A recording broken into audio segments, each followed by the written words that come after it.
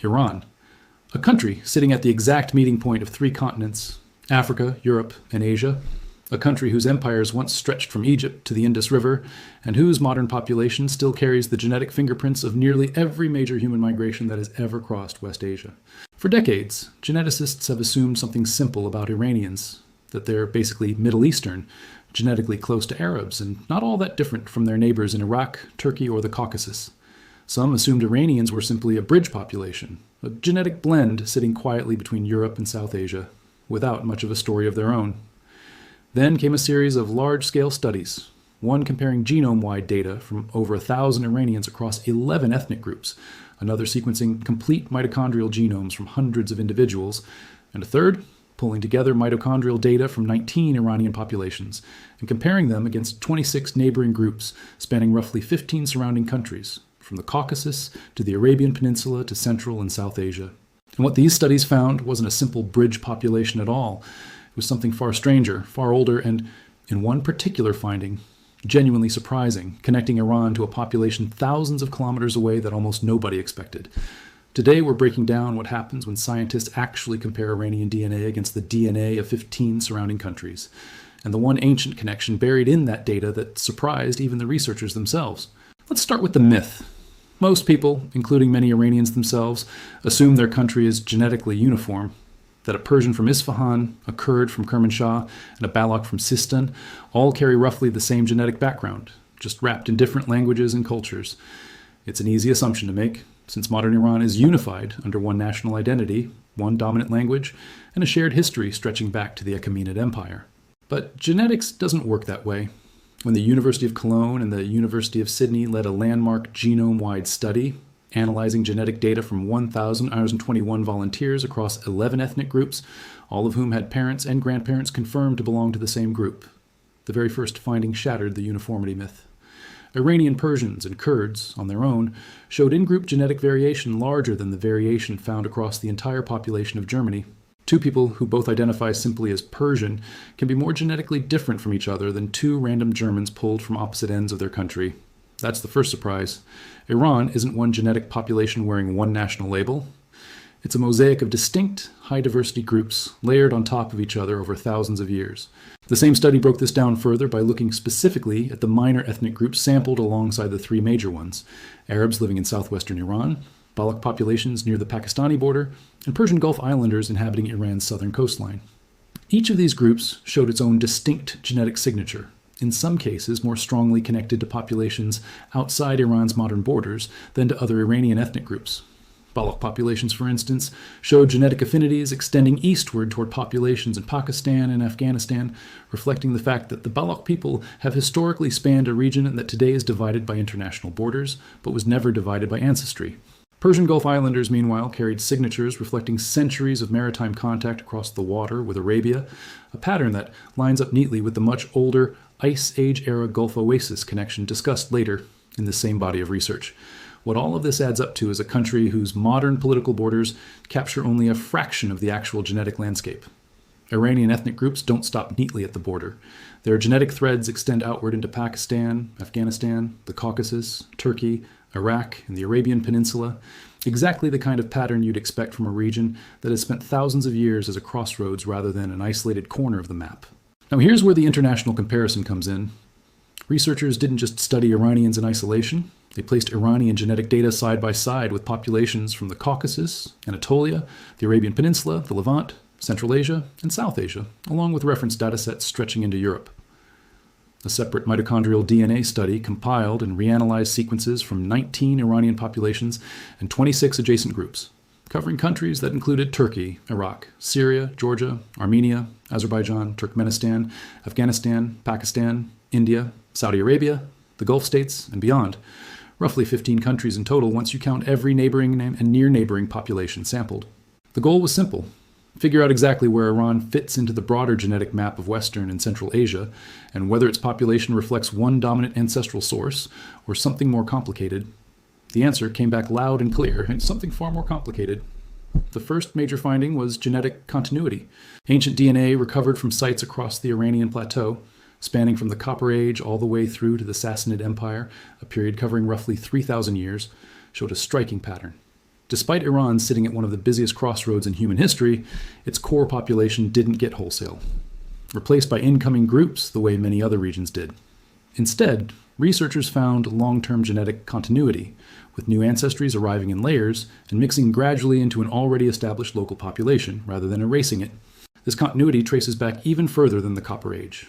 Mesolithic hunter-gatherer remains from the Alborz Mountains in northern Iran carry ancestry primarily linked to what researchers call basal Eurasians, an extremely deep lineage connected to some of the earliest population splits after humans left Africa. The early Neolithic farmers at a site called Ganj Dare in the Zagros Mountains are believed to descend directly from these same hunter-gatherers. And genetically, they align closely with what's known as the Caucasus hunter-gatherer lineage, or CHG. And this is where the story starts pointing towards something much bigger than Iran alone. The Caucasus hunter-gatherer and early Iranian farmer lineages didn't just stay in Iran. They became one of the core ancestral building blocks for populations across an enormous stretch of Eurasia. When Bronze Age steppe pastoralists moved westward into Europe and eastward into South Asia, many of the groups they mixed with along the way already carried this Iranian-related CHG-linked ancestry. That means a genetic signature that first took shape in the Zagros Mountains of western Iran ended up, thousands of years later, embedded in the ancestry of populations as far apart as the Italian peninsula and the Indian subcontinent. This is the connection that genuinely surprised researchers when they mapped it out in detail. When Iranian genomes were compared against European reference populations, one of the closest genetic affinities outside of Western Asia turned up in an unexpected place, Tuscany in central Italy. Modern Tuscans share a substantial proportion of ancestry with Iranians, a relationship that traces back to that same ancient Iranian farmer and CHG-related ancestral pool that spread outward from the Iranian Plateau during the Copper and Bronze Ages, later mixing into the populations that would eventually become the ancient peoples of the Italian peninsula. Think about that for a moment. Two populations, separated today by an entire continent, by different languages, different religions, and roughly 4,000 kilometers of geography, still carry a measurable, traceable echo of the same ancient Iranian ancestral population. Nobody sat down expecting a 15-country comparison of Iranian DNA to turn up a meaningful genetic thread running toward central Italy, but that's exactly what the data showed. And the Tuscan connection wasn't the only surprise. The same ancient Iranian-related ancestry, sometimes called Iranian farmer ancestry in the scientific literature, also forms one of the two foundational ancestral components of the Indian subcontinent. Alongside ancestral South Indian ancestry, this Iranian-related component makes up what researchers call ancestral North Indian, or ANI, found today in some proportion in nearly every South Asian population, from Punjab to Gujarat to Sri Lanka. So the same ancient signal that connects Iran to Tuscany also connects Iran to South Asia, meaning a single ancestral population, sitting in Iran thousands of years ago, ended up seeding genetic material in two directions that, on a map, look almost like they belong to entirely different genetic worlds. Now let's look closer to home. How does Iran actually relate to its immediate neighbors once you look past the surprising long-distance connections? The mitochondrial DNA comparison across the 15 surrounding countries found that Iranians carry a distinctive set of predominant maternal haplogroups, largely HV, J, N, T, and U, all part of the broader West Eurasian mitochondrial family. In contrast, many of the neighboring populations sampled leaned more heavily toward haplogroups H, M, D, R, U, and C, patterns shaped by different historical influences, including, in some cases, deeper Central and East Asian contributions. 36 distinct haplogroups were identified within Iranian populations alone, an extraordinary level of maternal diversity for one country. And notably, researchers found that this genetic variation did not line up neatly with either geography or language. Two ethnic groups speaking completely unrelated languages could show closely aligned genetic profiles, while two groups speaking closely related languages could show significant genetic divergence. Language, in other words, turned out to be a poor predictor of ancestry in Iran, a pattern that echoes findings in many other parts of the world, where cultural and linguistic identity spread faster and more independently than genes ever did. One especially interesting result came from comparing specific ethnic groups directly. Persians and Qashqai, despite very different linguistic and cultural histories, with Qashqai traditionally being a Turkic-speaking nomadic pastoralist group, showed close genetic positioning to each other and to Armenians. Meanwhile, Azeris from Iran showed closer genetic alignment to Georgians than to some other Iranian groups. These cross-cutting patterns reinforce the idea that Iran's population isn't a single block, but a set of overlapping, historically distinct threads that don't sort cleanly along modern ethnic or linguistic lines. The paternal side of the story, traced through Y chromosome DNA, adds yet another layer to this picture. Iranian male lineages show a wide spread of haplogroups, including J2, which is strongly associated with the spread of early farming communities out of West Asia and shows some of its highest diversity anywhere in the world within Iran and the surrounding Zagros region. G2A, linked to some of the earliest Neolithic farmers of the Caucasus and Zagros highlands, R1A and R1B, both connected to the broader steppe-related expansions that also shaped much of Europe and South Asia, and smaller but notable frequencies of haplogroups such as L and Q, reflecting deeper connections, stretching towards South Asia and Central Asia respectively. Much like the maternal mitochondrial data, this paternal picture shows no single dominant lineage sweeping across the entire country. Instead, it shows the same pattern of layered, regionally distinct ancestry, building up over thousands of years, group by group, valley by valley. Then there's the connection southward across the water to the Arabian Peninsula. A separate study combining high-resolution mitochondrial markers with Y chromosome data uncovered a previously unexplored genetic connection between Iranian populations and Arabia, one linked to a fascinating piece of ancient geography. Tens of thousands of years ago, during periods of lower sea levels, the area now covered by the Persian Gulf was partly exposed as dry land, forming what researchers call the Gulf Oasis. This exposed basin may have served as a refuge and migration corridor for early human populations, moving between the Arabian Peninsula and the Iranian Plateau, long before the Gulf filled with water again as ice sheets melted. Genetic evidence supports this idea. A specific mitochondrial haplogroup, R2, believed to have originated in southern Iran with a coalescence time estimated between 21,000 and 31,000 years ago, shows close genetic affinity to lineages found among Arabian populations, hinting that this shared ancestral pool may trace back to people living around the Gulf Oasis before it was submerged.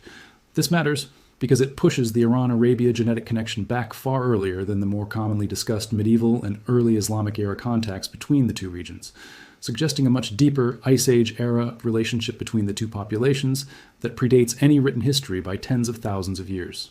Now, let's talk about one of the most detailed and unexpected findings to come out of this entire body of research: the genetic story of Iran's Zoroastrian community and its direct link to India.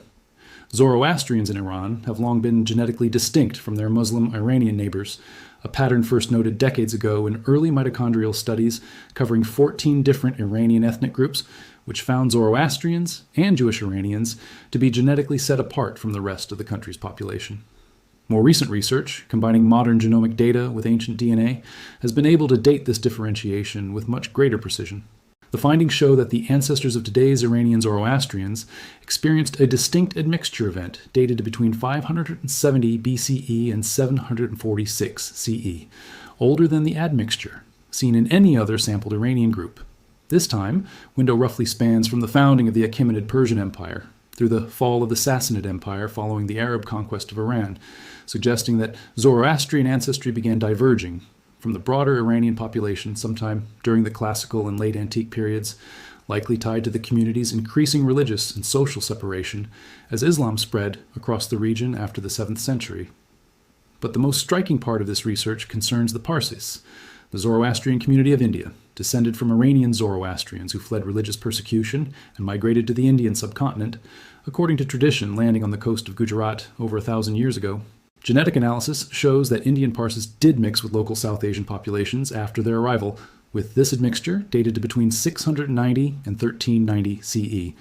But here's the detail that makes this finding so compelling. The evidence strongly indicates that Iranian Zoroastrian ancestry was preserved primarily through the male line. In other words, the founding migration to India appears to have involved significantly more men than women, who then had children with local South Asian women, while the community's paternal Iranian ancestry remained comparatively well preserved across the generations that followed. This lines up remarkably well with the oral traditions Parsis themselves have maintained for centuries about their community's founding migration. And it's a rare case where genetic data and traditional community history point toward the exact same conclusion, dated with a level of precision that simply wasn't possible before ancient and modern genome comparisons became available. There's also a fascinating genetic thread connecting Iranian Zoroastrians to a much older population, some ancient DNA samples from the Zagros Mountains, dating to the early Neolithic and Chalcolithic periods, show a specific genetic affinity to modern Zoroastrian populations, hinting that this community may preserve a disproportionately large share of a very old, pre-Islamic Iranian Plateau ancestry that has been diluted in much of the rest of the country's population through later historical mixing events. So when you put all of this together, The Tuscan connection, the South Asian ANI connection, the Arabian Gulf Oasis connection, and the Zoroastrian Parsi connection to India, a much bigger picture starts to emerge. Iran isn't simply positioned between other, more genetically important regions. It functioned as one of the actual source populations that helped shape the genetic landscape of an enormous stretch of Eurasia, from the Italian peninsula in the west to the Indian subcontinent in the east, and from the Caucasus in the north to the Arabian Peninsula in the south. Let's walk through the timeline, because seeing it laid out chronologically makes the scale of this story much clearer. Going back roughly 40,000 years, early modern humans expanding out of Africa moved through the Iranian Plateau, some populations settling into what researchers call a basal Eurasian-related lineage, visible today in the deepest layers of Iranian ancestry. By the time of the last glacial maximum, around 20,000 to 26,000 years ago, populations around the Gulf Oasis, the dry, exposed basin that later became the Persian Gulf, appear to have formed a genetic bridge between what are now Iran and the Arabian Peninsula, a connection preserved in mitochondrial haplogroups like R2 that are shared between the two regions today. Moving forward to roughly 10,000 to 8,000 years ago, early Neolithic farmers at sites like Ganj Dareh in the Zagros Mountains developed a distinct farming community genetic profile, closely related to the Caucasus hunter-gatherer lineage, setting the stage for what would later be called Iranian farmer ancestry. Then, through the Chalcolithic period, roughly 6,000 to 5,000 years ago, this Iranian farmer ancestry began mixing with additional components arriving from the Levant, including Natufian and pre-pottery Neolithic-related ancestry, layering yet another dimension onto the region's genetic makeup. As the Bronze Age began, roughly 5,000 to 4,000 years ago, the picture became even more complex, with Iranian populations absorbing additional ancestry components linked to Andaman hunter-gatherer-related lineages, ancient North Eurasian ancestry, and eventually Bronze Age steppe-related ancestry moving in from the north. The very steppe migrations that, when combined with existing Iranian-related populations further east, helped form the ANI component found across South Asia today, and that, when moving west, helped shape populations across large parts of Europe, contributing to the genetic profile eventually detected in places as far as Tuscany.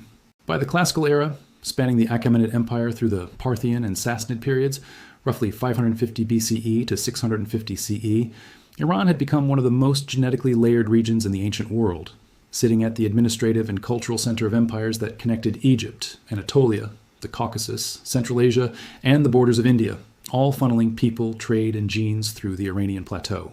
Then came the 7th century Arab conquest of Iran, a major cultural and religious turning point that also appears in the genetic record. This is roughly when Zoroastrian communities began showing clear genetic differentiation from the broader Iranian population, as the majority of Iranians gradually converted to Islam, while a Zoroastrian minority remained religiously and increasingly genetically distinct.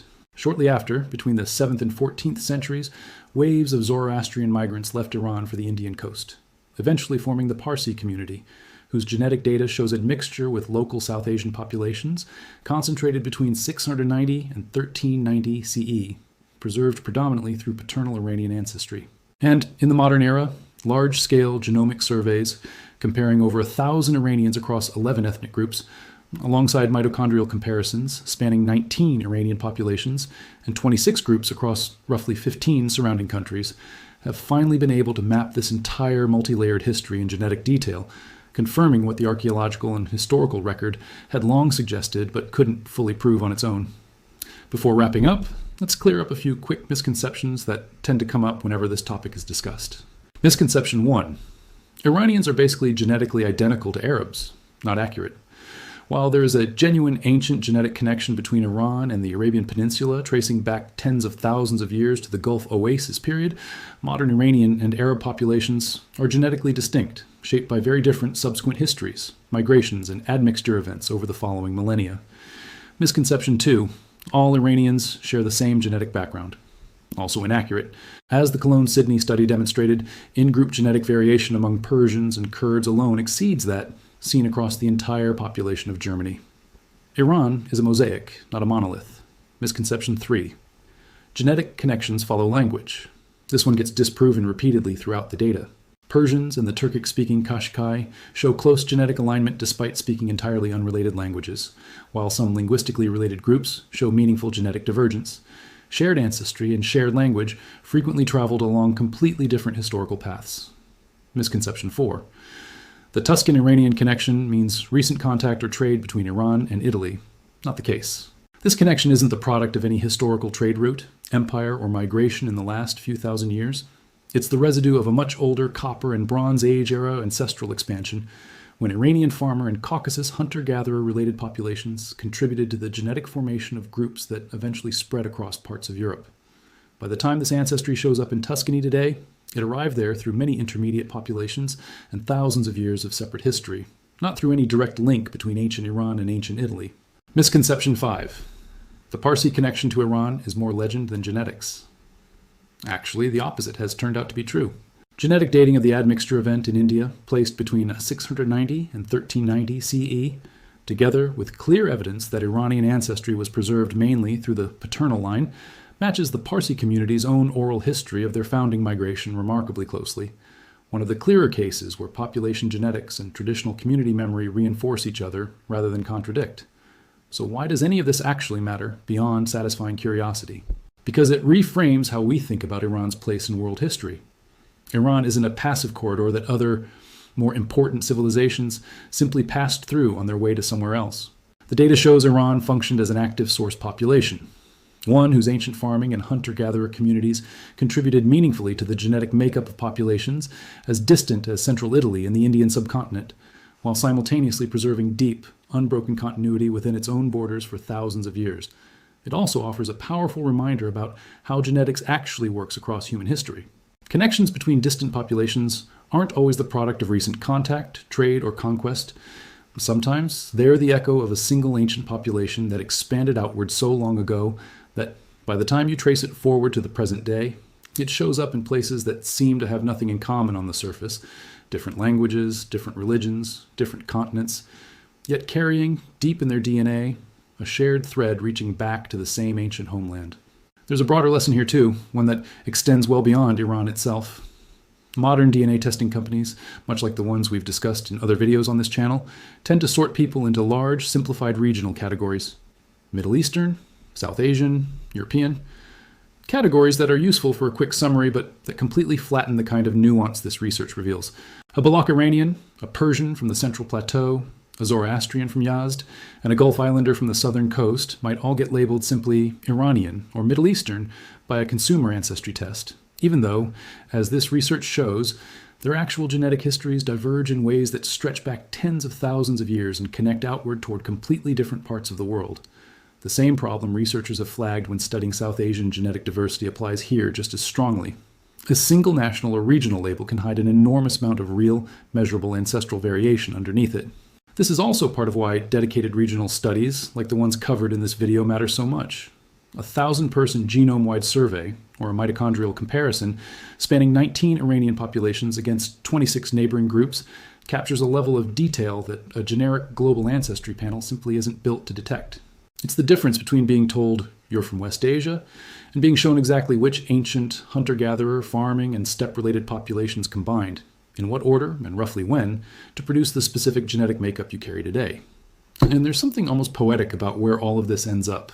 A hunter-gatherer population living in the Zagros Mountains more than 10,000 years ago had no way of knowing that fragments of their genetic legacy would still be traceable today in farmers' fields in Tuscany and in fishing villages along the Gujarat coast. They weren't trying to leave a mark on the other side of the world. They were simply living, farming, raising children, and slowly expanding outward the way every human population eventually does. But that slow, unplanned expansion, repeated across thousands of years and countless generations, is exactly what built the genetic map we're able to read today, one where a single ancient Iranian ancestral thread quietly connects two places that, on any ordinary map, look like they belong to entirely different worlds. It's worth pausing on just how unusual this makes Iran, even compared to other ancient crossroads regions studied in similar detail. Anatolia, the Caucasus, and the Levant have each produced their own important ancient DNA findings, and each has contributed ancestral components to populations elsewhere in Eurasia. But few regions show quite the same combination that Iran does. Deep, largely unbroken internal continuity stretching back thousands of years, sitting directly alongside clear, well-documented outward contributions to populations as far removed from each other as central Italy and the Indian subcontinent. Most crossroads regions in human history show one pattern or the other. Either they were repeatedly overrun and replaced by incoming populations, or they stayed relatively isolated and didn't contribute much ancestry elsewhere.